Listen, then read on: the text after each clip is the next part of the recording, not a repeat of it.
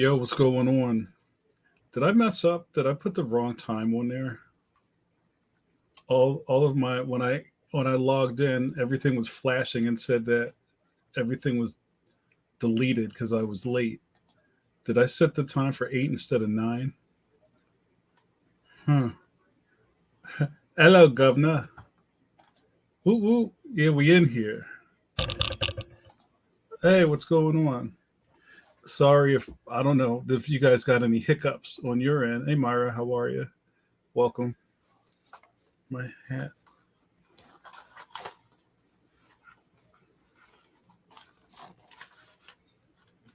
So I don't really know what happened. Yo, what's going on?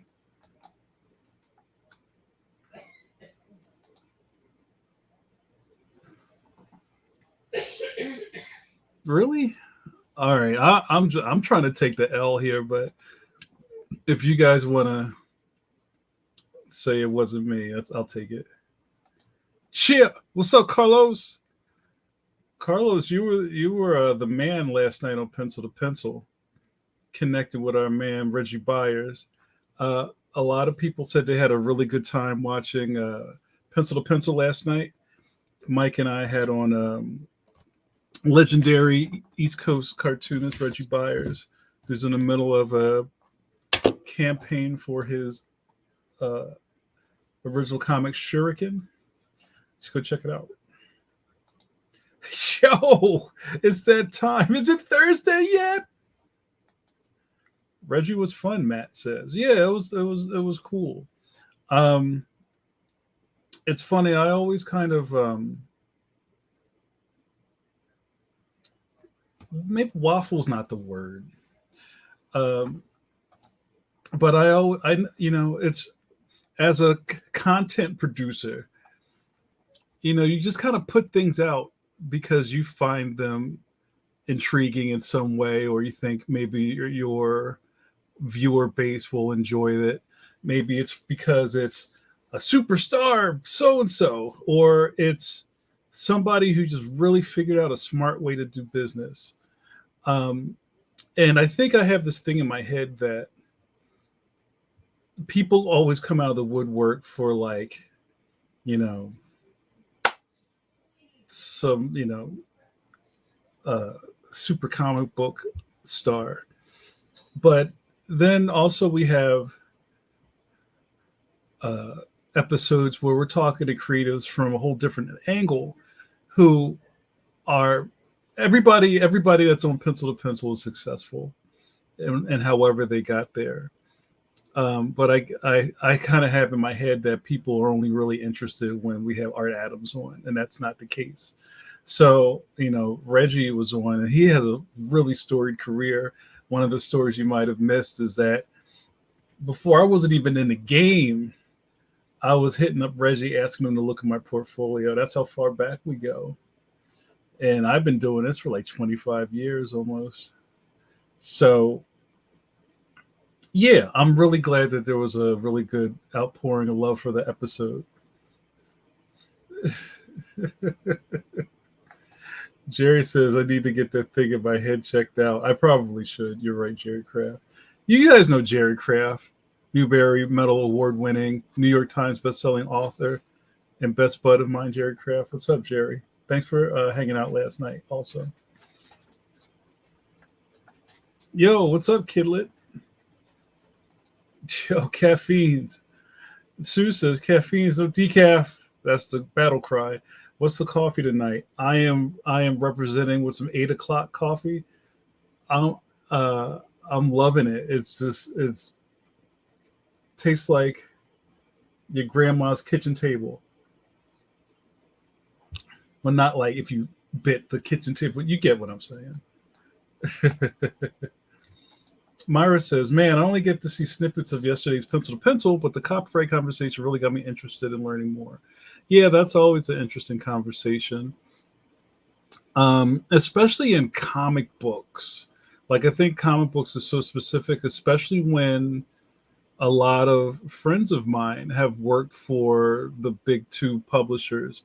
And especially in the 80s, there was a point of pride in just people made up characters just to add to the storylines or whatever they were drawing or writing. And then who knew 30 years later, 35 years later, they'd be on a, a movie screen making a cajillion dollars, right? So let's change the game in such a way that, I don't think anybody, I don't even know if it works the same way. You're just going to like make up a dude and put him in a Marvel book because that turns into a whole big thing. But yeah, that was a really interesting conversation. Hey, Caitlin, how are you? It's good to see you. Who'd I miss? Yeah, how's everything in your world? Jerry JRD's trying to siphon information out of you on your next project. Caitlin, what are you asking for? That's not the phrase. That's not the phrase that pays, boo boo. You got to get it right, and I'll do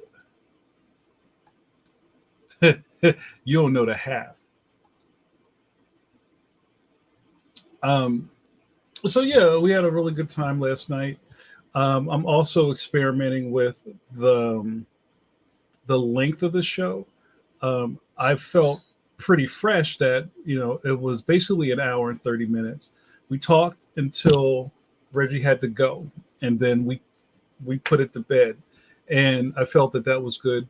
I would love to hear from some of the P2P people. So saying it again doesn't make it right. You're still wrong.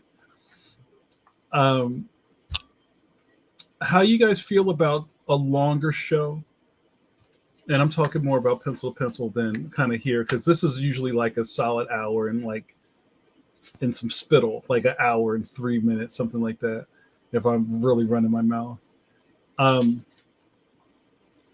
but yeah, like I look at the numbers and I wish I couldn't be in producer mode while I'm doing this stuff. But I'm running the boards, we're talking to the guests, trying to keep it lively. And then usually around the hour, 30-minute mark, the numbers start dropping. So, and it doesn't matter who it is. So it makes me think, well, maybe this is going too long. So I wonder what you guys think. Thank you, Matt Waringo, with some good discourse. I thought 90 minutes was a good length. I do enjoy the prologue with you and Mike, though. Oh, that's good. That's constructive criticism I could use. Thank you very much.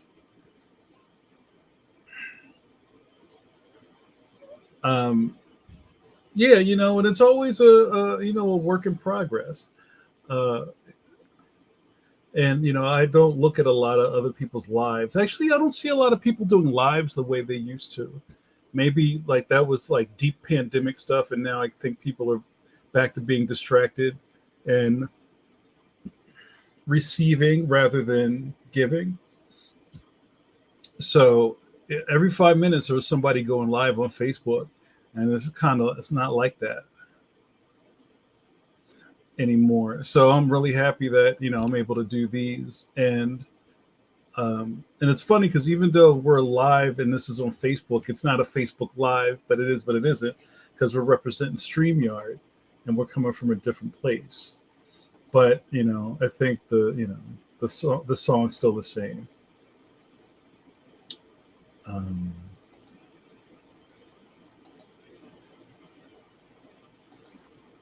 What? Franco's on live right now? Come on, man! You're trying to cut into my business.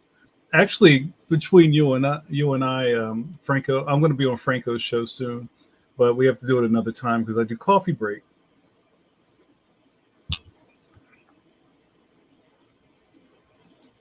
Jared also says the length of the show entirely depends on the flow and the comfort level of the creator. I would almost prefer splitting guests to 2 episodes if you can get that much discussion. We did do that with Phil Alora. We had a part 1 and 2 because it was very interesting, and he had a lot to say, and he was down. I think that was the only 2-parter we've done. But one of the realities of things like that is it's hard enough trying to get people to come on the show at all. You've been spared this kind of unpacking that I used to do before I went on break because it was getting pretty frustrating. you know, putting out feelers and just trying to keep the needle moving. And you get a lot of ghosts. A lot of people just don't respond, and some talk to my agents and and other things like that. And it's not that serious. Like, if you can't just say yes or no and agree to the show, then it's cool. But it's a lot harder than you think, and it's kind of like a perfect storm. Like, you have to um, get the person to want to come on, get the person to show up, then get the person to be engaging and talk. And not every creative, as we all know this, is comfortable with that. Some of it could be they just can't fit in their schedule. Some of them are there, and I used to say this earlier. Some people just don't know what they're getting into, and I always ask people to just watch an episode. And I used to say a lot of earlier, like, this is the neckbeard free podcast. I'm not setting anybody up. I'm not trying to hit them over the head with some spicy questions. We're just talking shop. So what also makes the shows good is when the creators actually signal boost the show before it happens. I've seen a lot of guests who just get through with it, and they never tell anybody they're on it. So it's weird. People are just odd, but I still enjoy doing it. And if we could do a long show, that's great. But I don't really count on anybody wanting to be on a thing that long. So that's why I'm always very sensitive about the time.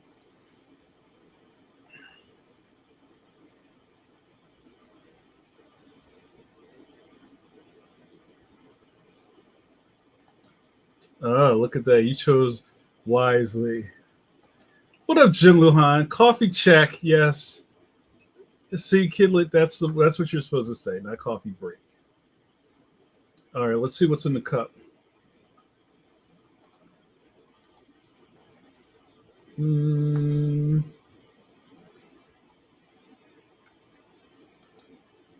All right. That's what we're riding with. What up, Jim Luhan? Jim, tell everybody about your new animation. Sue said, maybe I said this already, last night's show was a perfect length. Thank you.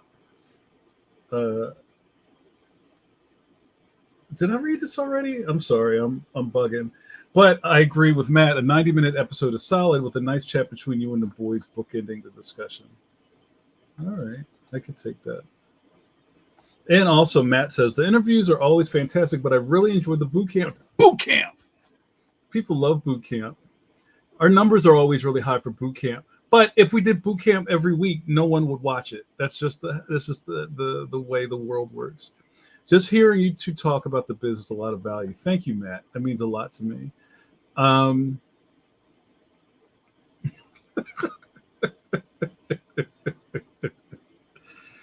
no. Jim Luhan has a metaphysical question. What does it say about a person if they pick Rick James over Prince? Do tell. Well, that's interesting. I think either whatever I say, I'm going to get into trouble. But I would look at that comparison kind of like, in a weird way, the Stones and the Beatles, right? You're supposed to only pick one. And I think the same thing would apply in that case. Bros, what's up, Bros? I haven't seen you in months. Welcome back to Coffee Break with JN. Ryan Bros says, I think the 90-minute range works best for pencil to pencil. I think most podcasts I listen hover around that mark. Yeah. And I think it's a little different with video podcasts versus audio podcasts versus overly produced podcasts, where everything is like broken down in these little interstitial music bumpers, and people, I don't know, like I don't think a podcast should be 20 minutes. Like, I'm not really, I can't rock with that. But also I know that, I don't know, I want to feel like if you're really into it, discussion, you will want to listen as long as you can. This kind of goes back to one of my old feelings about, remember when people would buy magazines? Remember you would go to the newsstand and get a magazine because whoever's on the cover you were interested in reading about. And then you'd get this magazine, you'd sit on your bus seat or whatever you're doing, and you're like, oh man, I can't wait to get into this article. And then you open it and it's nothing but pictorials. There's like 4 or 5 pages of giant pictures of the person. And the interview was like 10 seconds. I met Matthew McConaughey in a little bar in Soho while noshing on nachos. We talked about, like, just get to the questions, but it's always too fast, right? It's always like more sizzle. I want more steak. You know what I'm saying? So that's why I always felt like, and Mike and Brett and I always agreed on this, that we wanted to have a really deep discussion with people rather than just like 20 questions. And if you've ever read Draw Magazine, our interviews are the same way. I think one of the longest articles that I interviewed was when I interviewed LaShawn Thomas in one of the episodes of one of the issues of Draw Magazine. And I think it was 30 pages. Because I want to know, don't you want to buy a magazine and read like a deep ass article? That's what you want. Anyway, you got me monologuing. Matt says Prince is the Stones and the Beatles. I like that. Yep, Clean. What's up, Clean? How are you? Yeah, I don't know. Like, we had a weird hiccup at the beginning, but I'm glad you're here. Myra has no idea what boot camp is. Can you guys fill Myra in on that? They'll take care of you in the chat. Don't worry about it. But yeah, we break up the, and if you, I hope, Myra, you've gone back and watched the archives of Pencil to Pencil, because even though we're live, it's not like it disintegrates. We have a year and change of top-notch episodes. So one of the things we do in between having guests is we do art, kind of like an art boot camp, where we pick a topic or we take cues from the viewers and kind of do a deep dive in it. More Mike than me, especially because his setup was different than mine. And now that I've changed my studio around, I'm going to do some drawing live with you. We'll say, hey, how do you set up a scene where somebody's about to get mugged in an alley? Okay, well, you do this. And JRD's a big fan of one of the mannequins we've used in a couple episodes. What's his name? Man Bun Man. MBM. Now, mind you, we didn't set this up, but the penciliers have just run with it. JRD says, honestly, I can't do podcasts. I want to interact with the discussion and just can't. And I think that's a really interesting thing that's happened with the advent of these kind of live things. Or even when you get on like Instagram and there's some famous person talking, there's 1,000 things running up the side of the screen with hearts and thumbs. And it's just like, I feel like those kind of things is like playing Guitar Hero on hard. It's just like, everything's going way too fast and I can't enjoy this. So that's what I really love about this. And, you know, even though we're growing, it's still a manageable amount of people that I can interact with. And I know everybody's names in the chat, and we have that going, right? You only get that here. And what's coffee break? It's the same thing. Caitlin says, I 100% agree on the beefy interview articles. Good conversations take time. Otherwise, it's like speed dating. Yo, word up. Clean says, boot camps are the best. Lots of technique reviews, sometimes live demo, and lots of knowledge dropping. Suze is programming me. Program director says, time for a station ID. Suze, that's why you get paid the big bucks. Let me get my stuff together. Here you go. You're watching Coffee Break with JN. With JN, that's me. Jamar Nicholas is my government. Some people call me the Black Dusty Rhodes. the Kevin Bacon of comic books. Wifey liked that one. The Grand Poobah of indie comics and your internet best friend. Well, hello. Welcome to your Thursday revival. We come together for Tabernacle in front of my camera, where you, yes, you, dear, I was about to call you Patronuses. Now you got to join the join for that. My dear caffeines get to hang out with me, and we get to chop it up. What else could be better on a Thursday night? And what happens here? You get to watch me drink this coffee and run my mouth. And when I'm out of coffee, the video is over. I'll do that one later. Wow.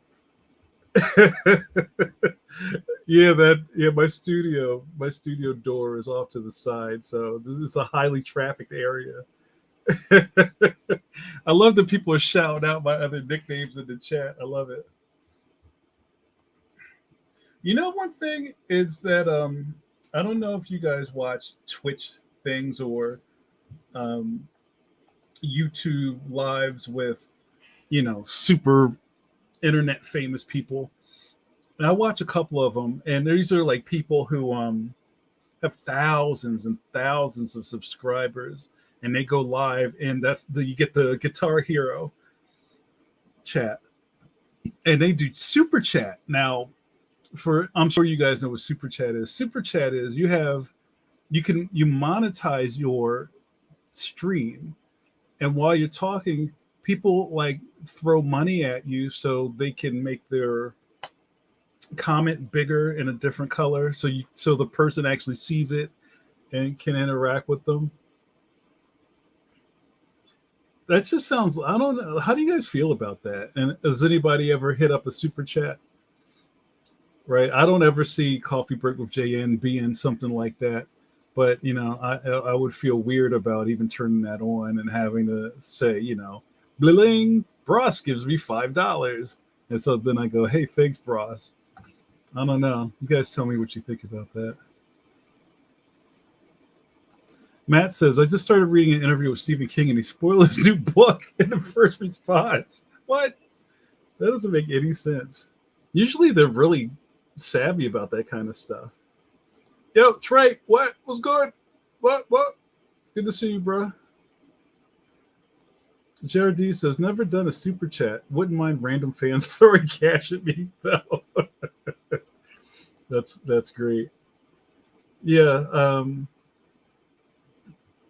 So I'll do a side D. I still have to upgrade this. So remember I was talking about Patronuses? Patronus! That's what I call my Patreon supporters. If you'd like to be a Patronus, just follow. Well, you got to actually type it in because this is a live chat. For the price of a cup of coffee, you could support my artistic career and get to be part of the Jamarmy. I just made that up. The Jamarmy, the Friends of Jamar fan club, where, all your dreams come true behind a Patreon wall. But there's no pressure. I hardly even talk about it anymore because it's not about that. As I say on It Ain't Hard to Tell, remember, guys, people, not money. But there's a link. I do extra stuff. I do Ashy streams just for my Patronuses where I do live drawing streams. I just did one a couple days ago. It was pretty fun. And also with that, a good looking out to my new, I still have to update this. I'm sorry. I got some new GLOs. Thank you guys so much for your support. I can't do this stuff without you. I'm looking into some new podcasting equipment. Very excited about what that would look like. Mike Hawthorne keeps telling me that I need a soundboard. And I said, you don't want me to have a DAT machine. I'm going to be making beats while we're doing the podcast. Oh, also, that's It Ain't Hard to Tell is the fortnightly Jamal podcast I do that's exclusive world premiere, exclusive to our Patreon that I do with superstar comic book artist Mike Hawthorne, who's an old friend. So you're only going to see that there. So join. Why don't you? Sip of coffee for Ashy Stream.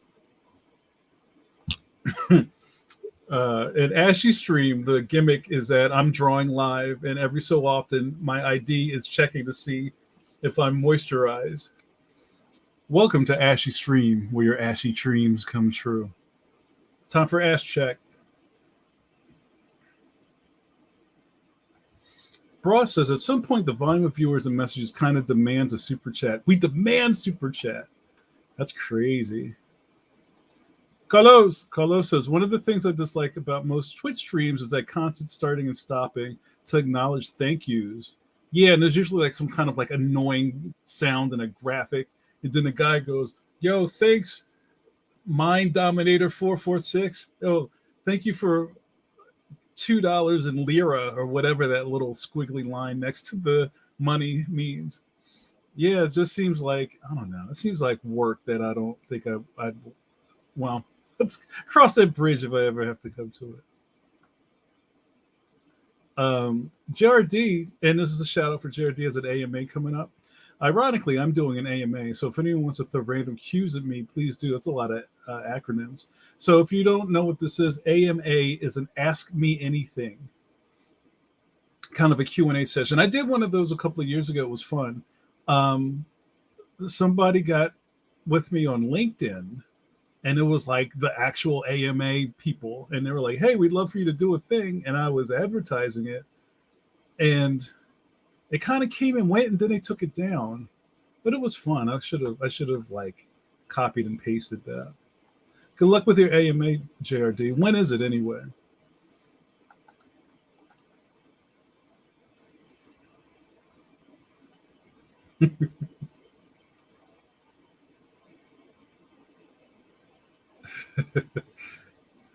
Sue says, back in the day, charging for everything was selling out. But today it seems like the key is selling everything. Yo, that it has flipped, hasn't it? You're right. Jerry, I missed what are we talking about? I think I missed you on that one. Clean loves Ashy Stream. Who knew? I did a couple of Ashy streams just when I was kind of fiddling around with my tech and trying to make things work on Facebook. And then I was just like, you know what? I'm going to do this for the Patronuses. It's a lot of fun, and I don't do them enough.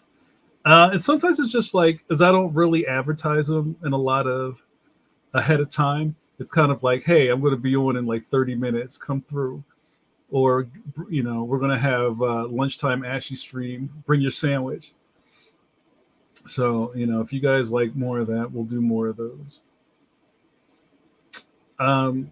So, oh, hold on. I was about to switch topics with JRD.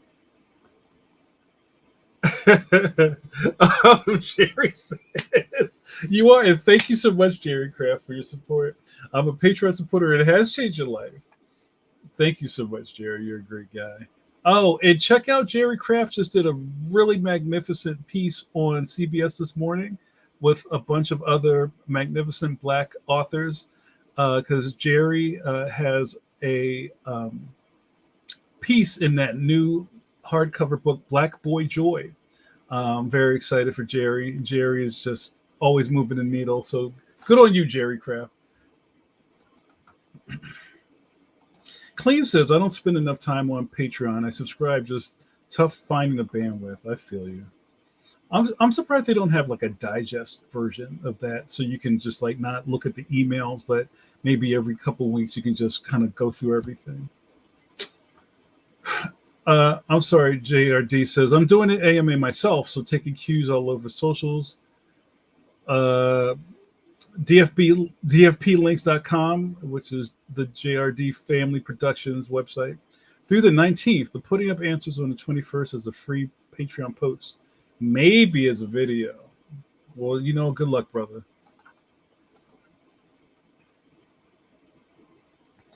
Clean says, the exclusive stuff is fantastic, though. Thank you so much.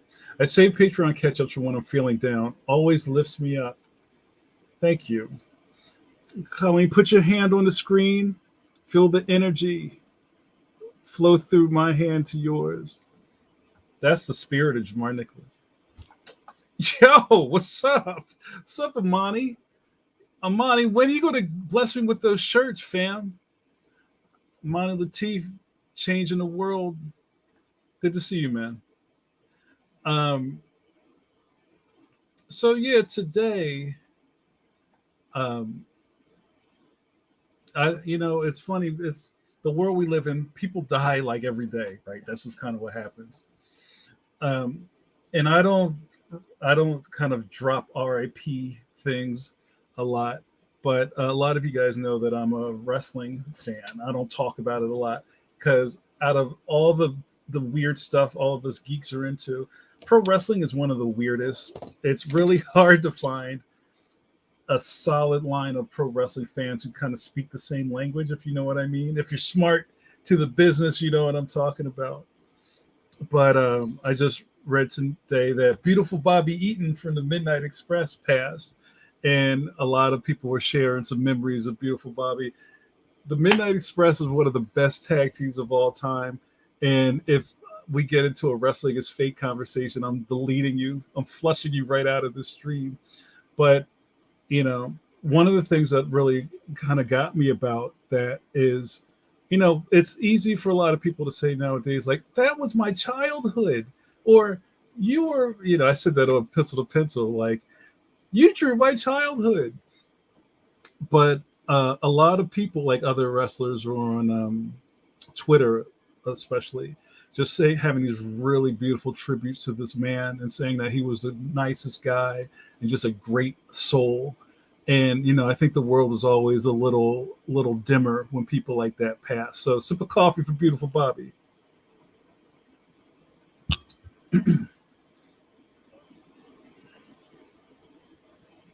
So what's going on in here? People are talking about socials. Myra says, I didn't engage in social media until this year. Actually, I was afraid of it for some time. Pencil to Pencil and Coffee Break are the first lives I've tuned in for, and now I'm hooked. Well, thank you very much. That means a lot. I don't know how other people do this stuff. I'll say one thing. I've seen worse. I'll just leave it there. I want to thank and all of you guys that hang around and watch this stuff every week and set alarms on their things and go, is it Thursday yet? That's going to be my new t-shirt. Is it Thursday yet? Makes it all worth it. But also, we put the work in, right? I try to do engaging things for you guys to react to.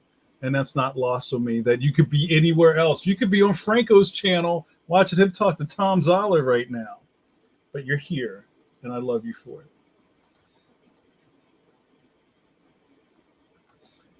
Oh, okay. Amani put the link in the join. So yeah, if you're watching on Facebook, you can click on that. You can't click on my screen.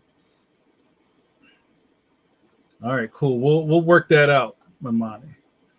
One of my favorite shirts is my Peep Game comic shirt, the big Peep Game. I think I almost destroyed that shirt. I'm gonna need a new one. Amani always shows up at the last minute and says, I got questions, but you're here on time this time, brother. Ask the questions. Just throw them out there. Let's hear it. Clean says, I feel like pro wrestling is like the hyper masculine version of drag shows. Lots of theater, lots of larger than life trash talk.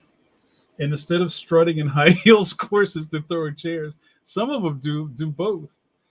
Well, I'm not going to spend a lot of time talking about pro wrestling, but the pro wrestling has changed a lot since when I was a huge fan in the 80s.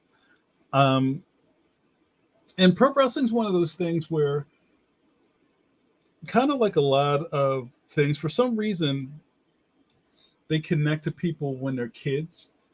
And if a lot of pro wrestling fans are kind of like young men and kind of older guys. So there's kind of like these segments of fans in pro wrestling. And like pro wrestling, like when it was going through the big boom in the 90s when Stone Cold, Steve Austin, and The Rock and all those guys were making a lot of money, that was the thing to do in the college. Everybody would go in the dorm like lounge and watch Monday Nitro or Raw. It was huge. It was a huge thing. Wrestling was giant. Um, but kind of what they're doing now is like it's different. It's not the same. They tried to keep pro wrestling alive during the deep pandemic, where you couldn't have live crowds. So on Monday Night Raw, if you tuned in, the guys would be wrestling in front of no one. Is weird, right? Kind of like when they're having those baseball games and they put cutouts in the seats. They started putting, instead of humans, there were TV monitors, and people would watch like live, kind of like a Zoom call, and you would just see, 1,000 people like cheering from their living room in the stand. It was weird. And I think one of the things that makes pro wrestling so fantastic is the crowd. And the live crowds aren't the same as they used to be. If you put in Stone Cold Steve Austin loudest pops, and there'd be antics going on in the ring, and the glass would break and his music would come on, the crowd would explode. And just to be at a thing like that live, it's electric. And that kind of energy isn't in the sport anymore. So we could do a deep dive about that another time. Trey says, I got rid of my socials last year, fam. Oh, I thought you said fam. So it's FOMO. Oh, FOMO, the comparison games, pseudo friendships, and all that jazz became too much. I don't regret it, though. Yeah, you know what? You're better off. And, even I've said this for a while, but I've been slowly kind of like pulling back from the socials. I do my thing. We're here now. We're kicking it. But also, I see a lot of people getting themselves into a lot of hot water because they're in their own algorithm. They have to keep posting. They got to say something spicy. They got to, put crying Jordan head on something. And it's just like, where's your energy going? So no, sip of coffee for that, man. That's self-care. Hashtag self-care.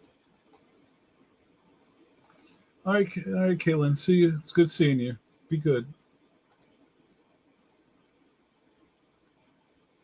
Yes. Isn't Billy Corgan from Smashing Pumpkins like an owner of a pro wrestling league? Yes, Billy Corgan from Smashing Pumpkins bought the NWA, one of the old classic territories of pro wrestling. So if you're familiar with like old school Ric Flair and the Four Horsemen and all that, that was all NWA. And before the pandemic, they brought what they call studio wrestling back.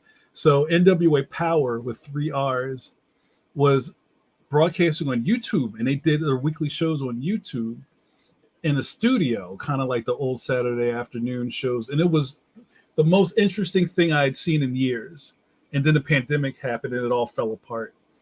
But yeah, I mean, he was always a fan, and he's been around the business for a while. A lot of the smart wrestling fans knew Billy Corgan was always kind of figure out a way to insert himself into the business. All right, Amani, it's question time. As an indie creator, why do I get quotes for that? When do you know it's time to collab with a bigger publisher or machine? How do you scale your business? Wow, it's a great question.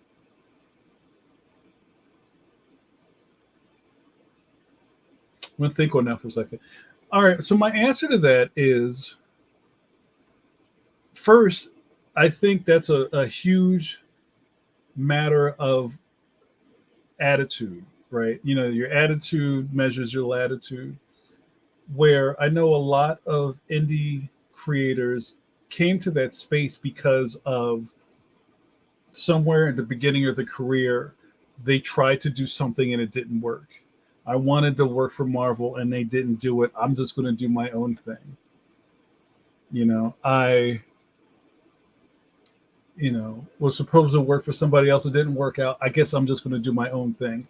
Or revenge. I'll show them, I'll do my own thing. And usually, when you find a creator who is just kind of forward focused, not forward focused, forward focused, and just going, hey, you know what? I understand this is how the bigs work. This is how this works. This is how webcomic works, all this kind of stuff. I just need to do my own thing. Um, Generally, you'll find people who get to a certain point in their career where they're like, you know what? I think I've done, and this isn't a defeat thing, but it's just kind of like, you know what? I think I need to find a bigger audience. The things that I want to do, even though I've swam in this pool for years, I need to go to a bigger body of water. And they may start branching out. A lot of times they come to you, and that's where kind of like the scaling starts to happen. Some of the more successful indie people have people in their face. Like when one of my favorite things, and this might not be the same thing, when I was doing Detective Boogaloo for Kevin Smith, some of the other guys that were doing free web comics are like megastars, like Ryan Otley. That was his first thing he was doing. Who, did Invincible and all this other stuff. Now he's doing Spider-Man. He was doing that, but they came for him, or you get those kind of instances. There's some webcomic guys who were doing web comics, and then they came for them. They were delivered, from a shaft of light. But if you get to a place where you can have these conversations with other people because you've been around long enough, you've made enough noise where these people know who you are, and then I think it's just a natural step of going that direction.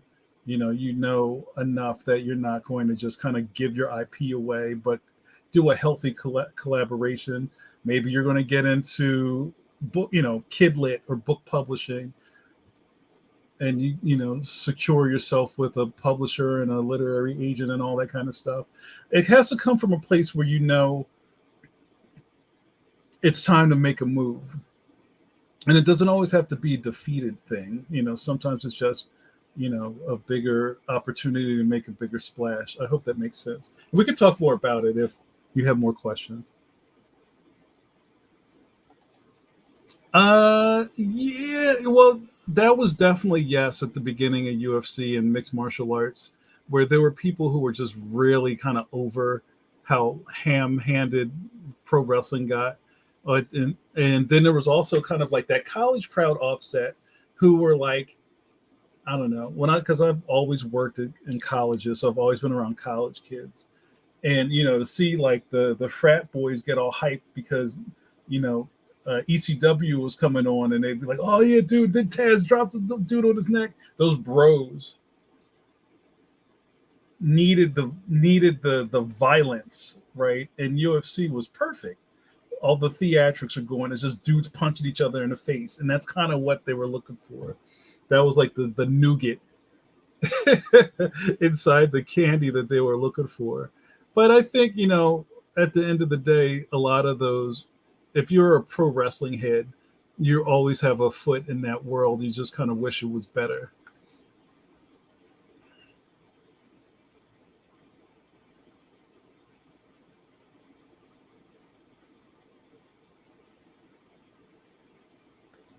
Jamal says now Otley is launching the newest Hulk series. Oh wow, look at him. That's fantastic. We all got to start somewhere, right? I'm trying to like sift through people talking around the. I'm just trying to find things to put on the screen. Yeah, when they were wrestling the completely empty arenas, it was surreal. I was totally checked out after that. Oh, yo, Stu, what's up, brother? It's good to see you, my man. Oh, you popped up. It's funny. I had talked to Stu before, and he was like, "Yo, you didn't see me?" It's like, "No, you didn't pop up in the chat, but I see you today." Stu says, "I've been thinking about you today. It's 20 years ago today. It was your infamous ride." Sip of coffee for Stu. His 20th wedding anniversary is today. Let's just say I had a good time at his wedding. Congratulations, brother. I don't know where the time's going. We're getting old, man. That's crazy. When you say things like, "Oh man, remember I met you in 1989?" Ah, and everybody kind of looks at their feet. Oh man. Remember when you were young and somebody said they were 30 and you were like, 30? You're 30? Nobody ever thought you'd get this. They didn't think we'd make it this far, Carlos. Oh, it happened again. You were on Facebook. No, man. I'm just seeing you on YouTube. That's crazy. Suze, I love Suze. Always pulls out a credit card on a coffee break. Sue says, I just ordered 4 Jerry Crafts books. Jealous. I'm a little jealous, I gotta say I am. And Trey says, I wasn't even a thought then. Oh, you're not an 80s baby. Yeah, that was my heyday. Like when we had Jerry Kraft on. I'm sorry, not Jerry. We had Reggie on last night. Reggie and Manley were connecting, talking about stuff in the early 80s. And I was just like, yo, I was eating cereal in front of the television in the early 80s. Actually, that's not true. I was in high school in the mid 80s. What am I talking about?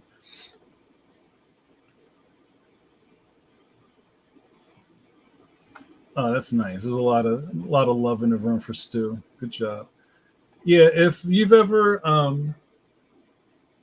seen me at Baltimore Comic Con, usually I'm rolling my man Stu. He comes through.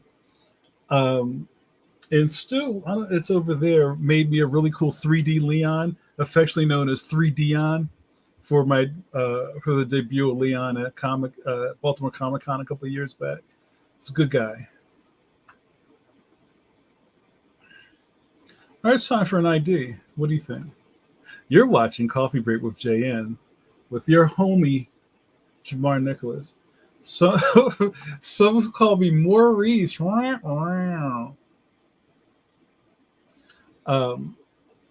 Also, some of my favorites are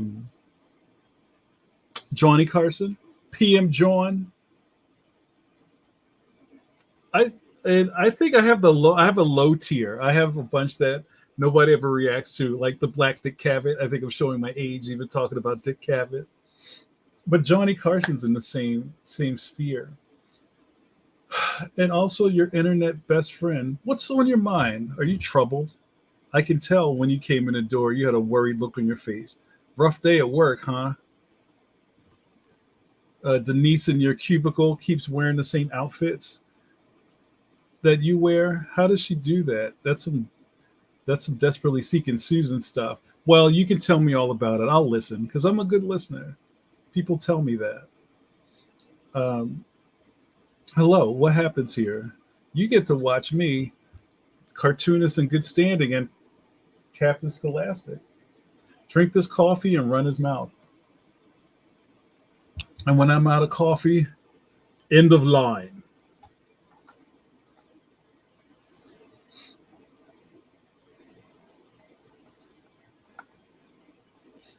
And I couldn't do this without the support of my caffeines. You know who you are. Tell them, Suze. The friends and regulars, not decaf, of Coffee Break with JN. My homies, my rollies, my cutties, my cut buddies, my co-defendants. I cannot do this without you. I've been blessed over the years to bring people along with me. I got in trouble in high school as they said I was a ringleader. They said that. Oh, that Jamar Nicholas, he's trouble. He's a ringleader.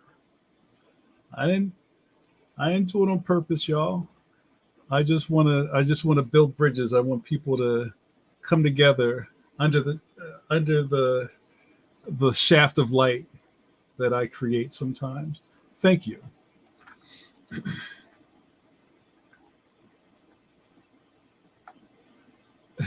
Philly Donahue, thanks, Matt.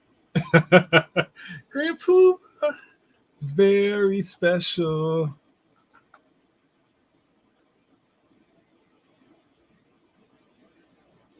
Stu's messing it up now. Crazy that 2061 is as far away as 1981. I don't think we're going to get that far, bro.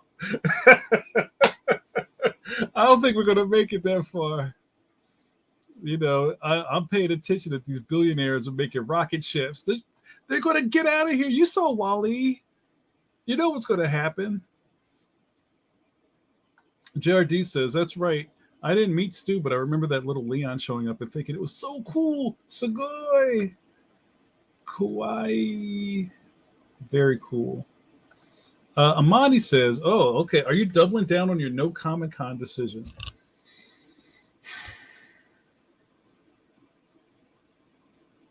That's a great question.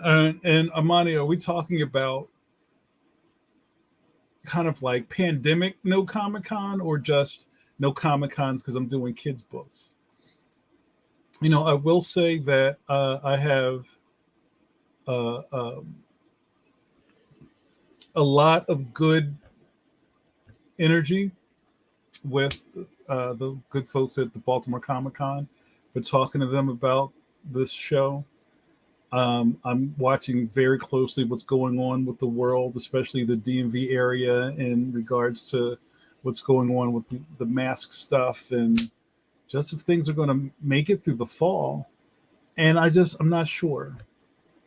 New York Comic Con, I got the information to table for Artist Alley. I let that go. I don't know. It's not there yet. I'm hoping that things will be in an amazing place next year because you guys are going to hear here first. At the beginning of 22, I'm going in a full-blown promotion mode for Leon the Extraordinary. And my calendar is already filling up with stuff. I just hope that those things happen because we're in a good place in the country and, things will happen in person.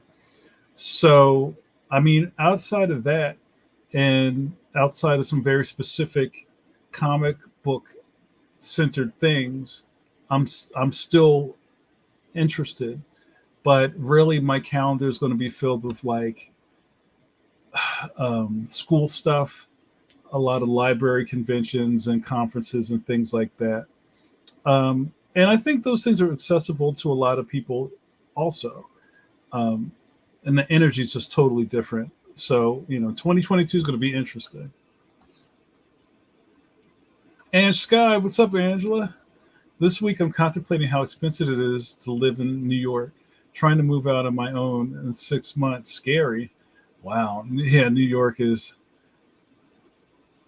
expensive. But if that's where the energy takes you, you get, it makes for great stories when you're older. I hope it all works out for you.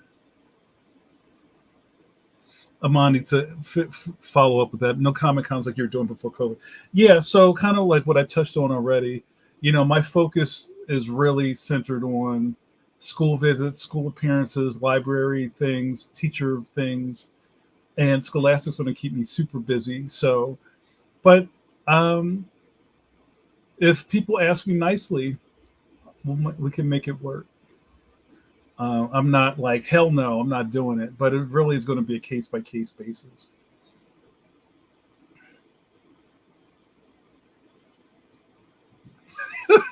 Matt says, I'm going to Baltimore because of the awards. Sip of coffee for the Ringos. And no more Ringos. Because of the war shows, but I'll be in my AIM beekeeper suit, the big yellow one. Clean, thank you so much, sweetie. I'm excited for you to tour schools, though. Kiddos need Leon. Yeah. Yeah, they do. Yo, it's August now, but there's always room for July. What's up, Julian? Good to see you, brother. Hey, all, sorry for being late. Critic work. Oh, man, got to do your thing, bro.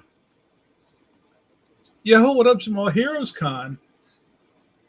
Well, I don't who's running all that stuff now. It was Rico, and then it was Carla, right? I'm not exactly sure who their guest registrant is. I won't say no. If they want me there, they can reach out. But those are kind of like the three things I'm down with is Baltimore Heroes Con. And I got some love for New York. The people that run New York Comic Con have always been really good to me. That's no cap. You know what I mean? And they run a really hard to do show. Like running anything in the middle of New York at the Javits, and all people do is complain. Like because I've been an administrator my whole life, I know how hard that shit is. And all people do is complain about, oh, you put my table in front of the bathroom, or my table's in front of this pole and I can't see anything. Bro, there's 5,000 people in this building. You know what I'm saying? So, but sip of coffee for Mike Negan and all those guys over there doing really good work. It's just not in the cards for me this year for New York. You know, I'm hoping if things clear up and New York is good in 2022, I'll be upstairs at Scholastic. Come find me. JN, make expletives. Sure, you do ALA. That will be huge for you and Leon. Yeah, it's going. I'll be there. It's all set up. And I will talk to a couple of friends here in NVDC area for teacher visits and school library orders. Thank you very much.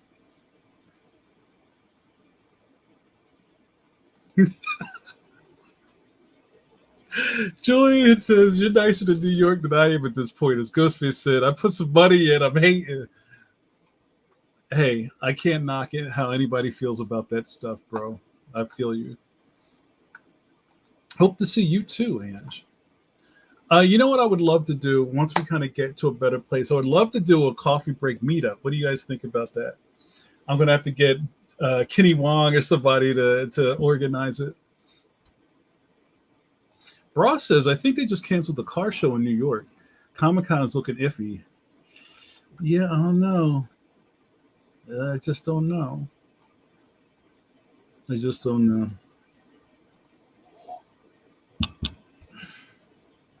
Trey says, I wanted to start saving for a con, but I didn't know which one to choose.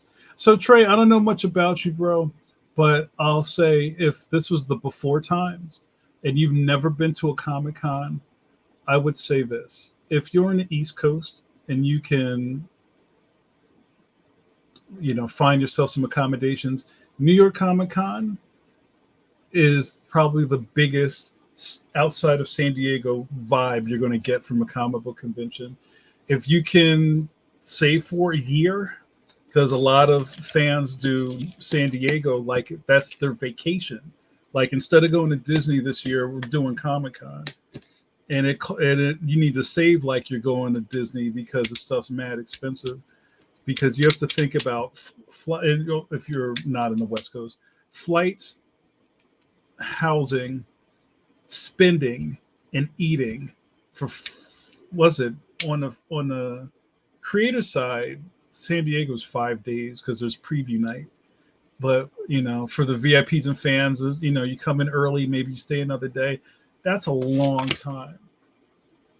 If you just want to wet your feet, there's smaller shows, and there's probably something in your area you can just go and check out just to see what the energy is.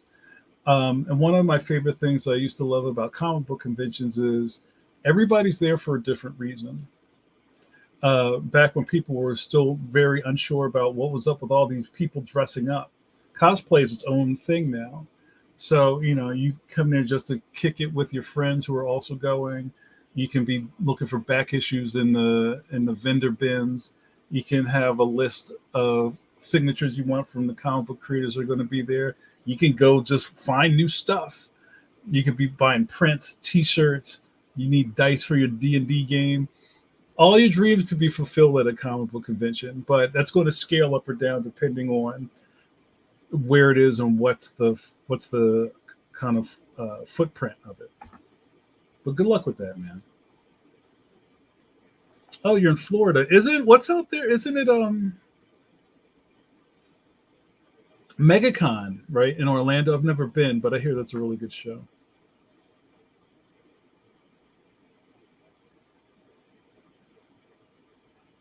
Stu says Baltimore Comic-Con is something special. Yeah. And what makes Baltimore Heroes special is that it's it's kind of like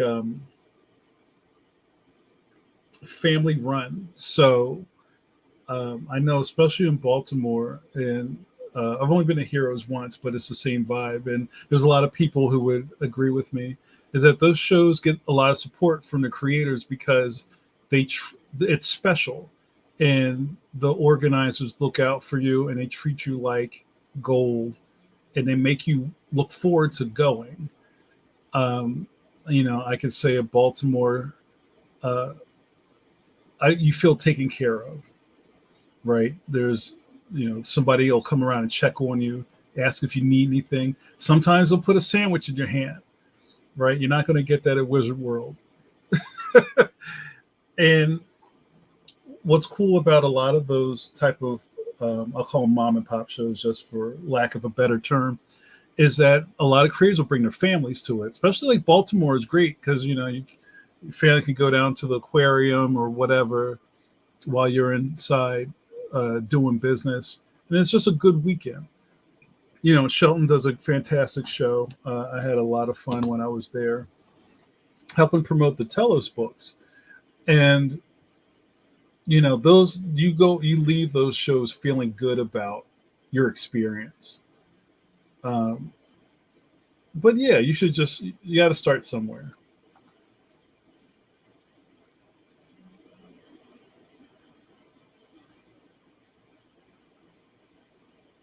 JRD says Baltimore Heroes are two of the best for getting to actually chat and interact with the artists.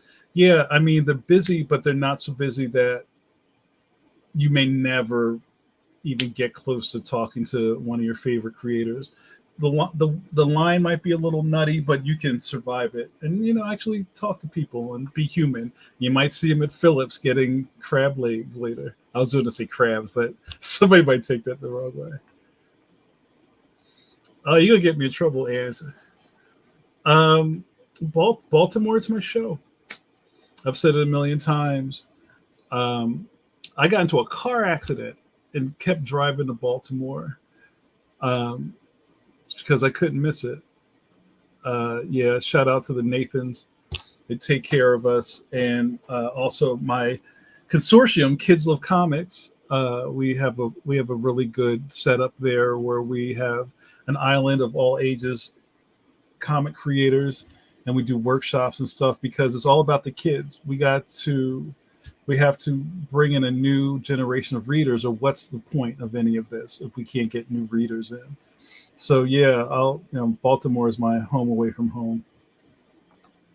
All right, you guys, I'm going to start wrapping this up. I don't know where the time went. We're already over an hour. Yeah, you got to do it. And if you do Baltimore, you got to come give some love to us.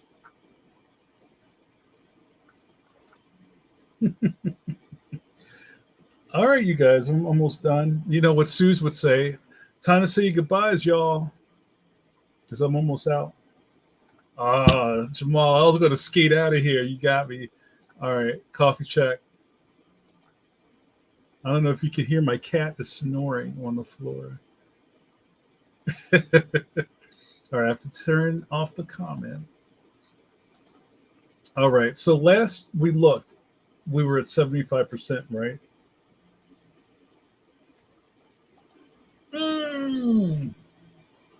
Oh man, we took a hit. We took some damage on that one. I got like a sip left, and then we're out. But yeah, man, this was fun. It's always great seeing you guys. Thank you guys so much. If you like more of what's going on right here, you can always check out the Patreon. Got a couple of new people on the thing. I'm on a very slow march to 50 Patronuses. Never thought I'd get that many, but I'd love to see that number. And also another good looking out to my GLOs, my $2 Patronuses. Thank you so much. There's some new people I got to put on there. Next one, I swear, I'm gonna have to start a new crawl because I think I'm out of space on this one. Thank you all so much. Also, check this out. I was going to wear this. I've had this up for a long time and I just haven't promoted it. I have a threadless store. Look at that. You can cop a Leon shirt. You go to my threadless store, and I think if I was smart, I'd put the ID up here. But I think it's Studio Black Boss at Threadless. It's not Jamar Nicholas. So you can get that. I only have a couple of things. I haven't done a lot of experimenting with this. Check this one out. Come on. You need to cop that. Right? But I don't do a hard sell. If you're into it, go get that, put it on your baby onesie, and roll out with us. Yeah, what's going on? Yeah, I think I have kid shirts. And they just put on there they have onesies now. I have to program the site for that. Ah, thanks, brother. Appreciate you. Oh, and I think I have an FNF link in my Patreon for my threadless store where you get my price if you're a Patronus. JRD's telling me what to do. Do what I did and get a special URL just for the threadless shop, then have it redirect. I think so. I think that's what it is. All right, hold on a second. Give me 1 second, and I'll put the thing in here.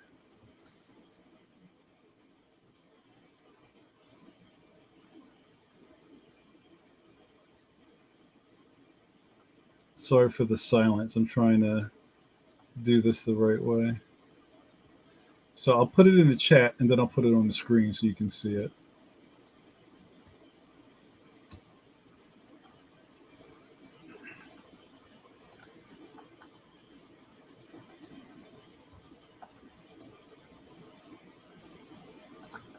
Cool.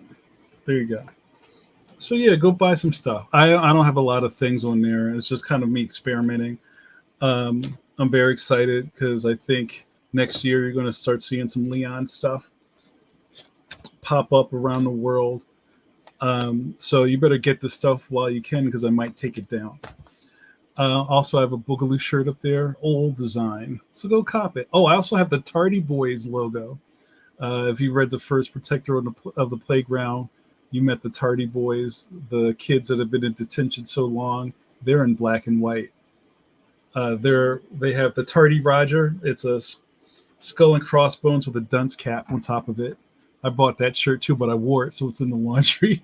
A lot of fun. Go check it out.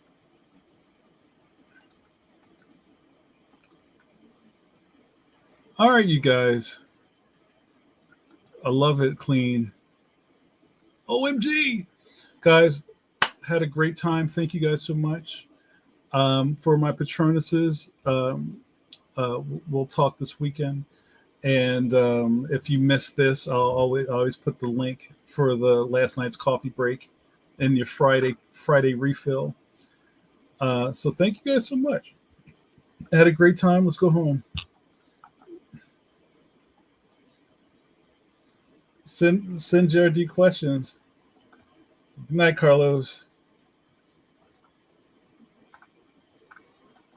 You've been watching Coffee Break with JN, with your boy JN, Philadelphia's favorite son, and also your internet safe space. What happened here tonight?